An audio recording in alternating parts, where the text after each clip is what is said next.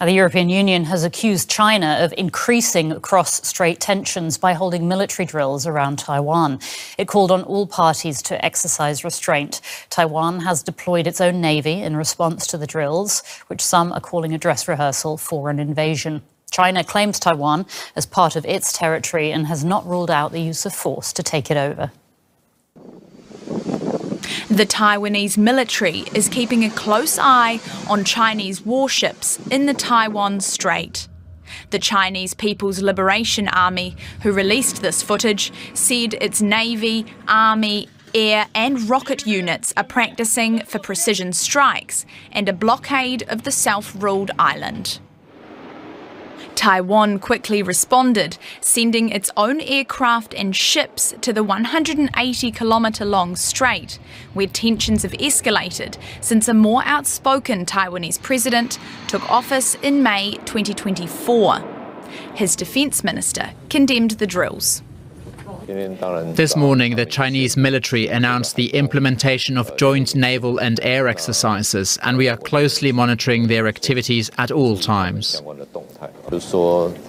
Such actions by the Chinese side have fully reflected its disruption of peace and stability in this region, clearly making it a troublemaker.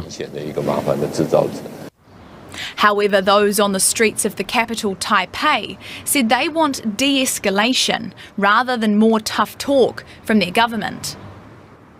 Since the new president took office, cross-strait relations have become increasingly tense. I think the two sides should live in harmony because everyone hopes for peace now.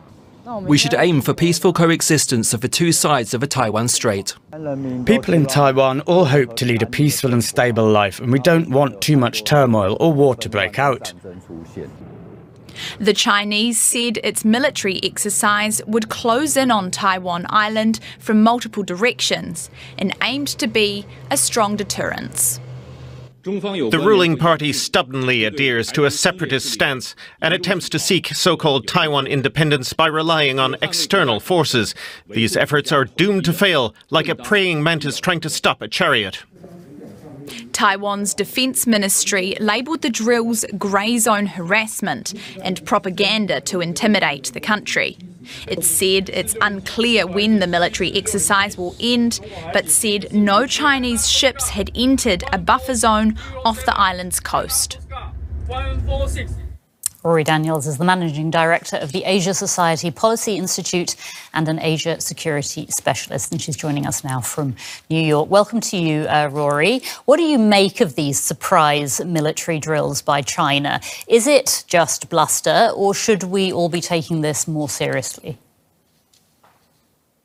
I think that the Chinese are trying very hard to send a signal to both Taiwan and the United States that they see recent moves that the U.S. and Taiwan have been making as relatively escalatory. So I think this is very much in response to Secretary of Defense Pete Hegseth's trip to the region, where he mentioned the scenario of an invasion of Taiwan as a particularly salient threat and a reason to bolster U.S. allies in the Indo-Pacific. It is also, I think, from the Chinese perspective, in response to recent comments that Taiwan President William Lai made, calling China a hostile foreign force. So when China sees these two things happening around the same time and believes perhaps the U.S. and Taiwan are acting in concert, it does want to send signals of what it calls deterrence. But it's important to remember that from both the U.S. and Taiwan perspective, these signals are seen as escalatory, and these drills are seen as threatening. They are both a political signal from the Chinese, as you can see in the slick videos that the Chinese PLA has produced and put out, and they are also real practice for a potential invasion. So what effect are these drills, these threats having? Are they intimidating the Taiwanese government to the extent that it might actually back down? It's very difficult to say whether or not the Taiwan government feels it should double down on some of the rhetorical devices that it's been using to describe the cross-strait relationship, or whether it wants to de-escalate. I think that all military signals can be misinterpreted or overinterpreted. And there's a real threat here to Taiwan's homeland. So it's very difficult to calibrate a response to these types of drills. But simply to look at the trend over a long period of time, it does not seem that Taipei and Beijing are any closer to de-escalating or coming to some sort of modus operandi that would de-escalate tensions in and around the Taiwan Strait. So the long-term trends suggest that there will be really no change in the cross-strait relationship, that President Lai will continue to be vocal about the threat that he sees emanating from Beijing, that Beijing will continue to take that as a sign and a symbol that Taiwan is moving toward greater independence, and that the U.S. will look at the situation in cross-strait relations and in the Indo-Pacific as one where China is escalating.